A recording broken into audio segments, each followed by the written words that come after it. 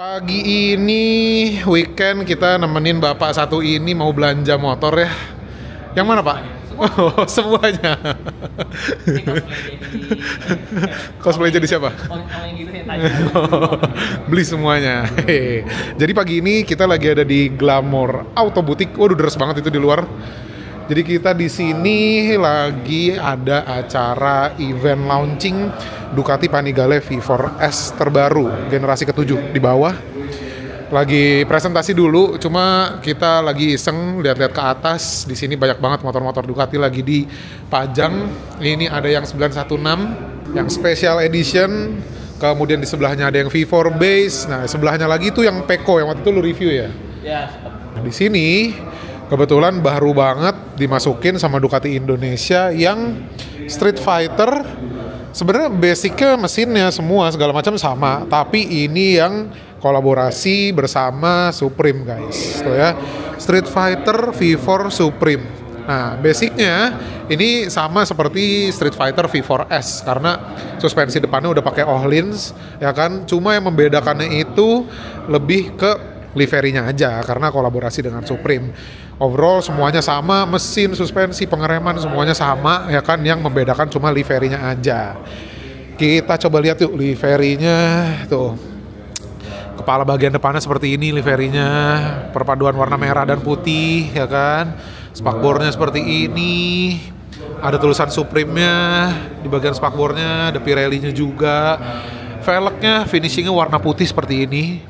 Bannya pakai Pirelli juga tentunya. Nah, tangkinya tuh besar banget ya, logo Supreme-nya di bagian tangkinya.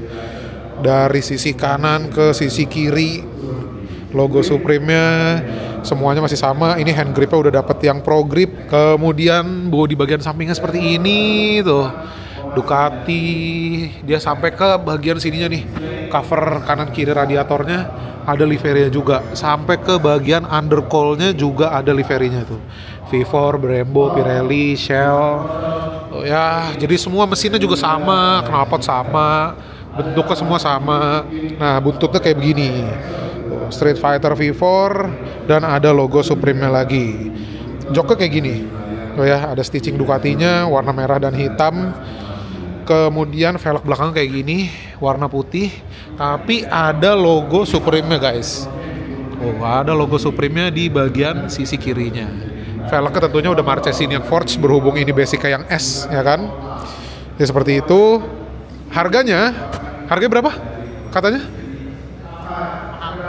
Sekitar dapat satu motor lagi. Bukan satu motor lagi sih, banyak pak kayaknya dapetnya. Dapat satu motor standarnya lagi. Iya.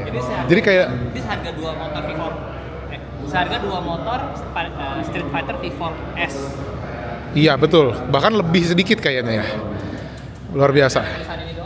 Ya karena ada tulisan Supreme-nya, ya tinggal repaint kan, pakai apa biasanya? Ya seperti itu.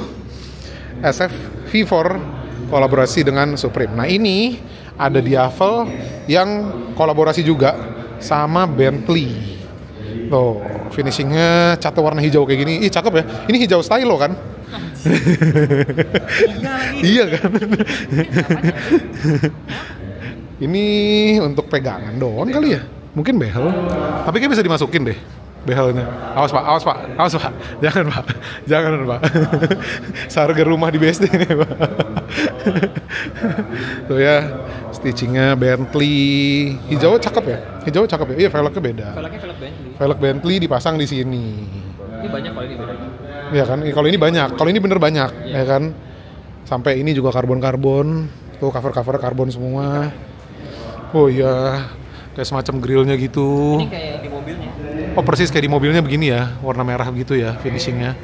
Cakep banget, kalipernya warna merah, sama si tadi yang Supreme juga merah juga kalipernya. Ini bentuk spakbornya juga pasti beda dong, ya kan? Kalau yang Bentley ini banyak bedanya. Banyak bedanya kan? Ini pelok, ini kalau nggak salah jok ini juga jok Bentley. Oh bentuknya kayak gini juga. Oh oke. Kalau nggak salah ini juga beda deh.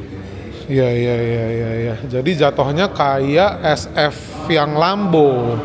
banyak bedanya. Kalau itu kan cuma permainan livery doang. Kalau SF Lambo sampai ke bentuk-bentuk bodinya juga banyak yang beda. Sama kayak ini. Ini juga banyak yang beda. Nah, di situ ada Super Sport, ini ada SF V2, ada Monster. Kemudian ini ada Hyper Motard Mono. Ini Hyper Motard juga sama, yang mono juga, tapi ini yang apa nih? RVE. Kemudian di sini ada Multistrada. Ini yang V4 RS-nya nih, yang paling barunya. Tuh ya, V4 RS. Ini ada Desert X juga. Kemudian di sini ada beberapa motor Ducati Scrambler. Ya, jadi di atas seperti itu.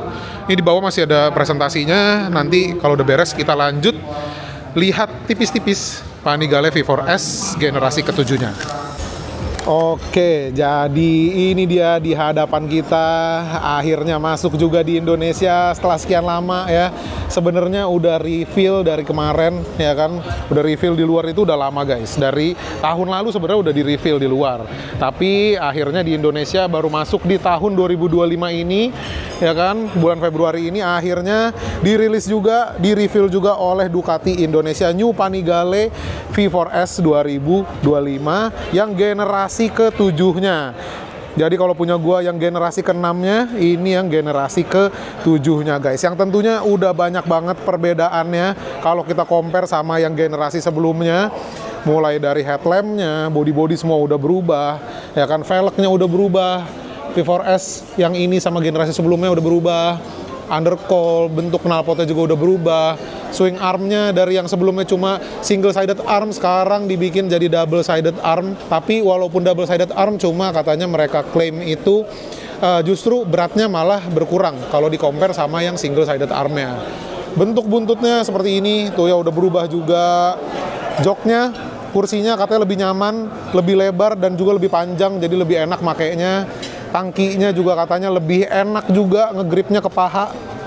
Katanya lebih slim, terus lebih mundur juga tangkinya ke bagian belakang, jadi lebih ngejepit gitu ya kalau buat di track. Kemudian wingletnya, tuh kalian bisa lihat wingletnya warna merah sekarang. Kalau yang generasi sebelumnya warna hitam, ini jadi finishingnya dibikin glossy warna merah seperti ini. Jadi kayak nyatu sama bagian bodinya. Nah, kalau yang dulu ya kan, yang generasi 5 ke 6-nya itu masih bisa di-convert. Kalau ini udah nggak bisa di-convert lagi karena dari swing armnya aja sekarang udah double sided arm.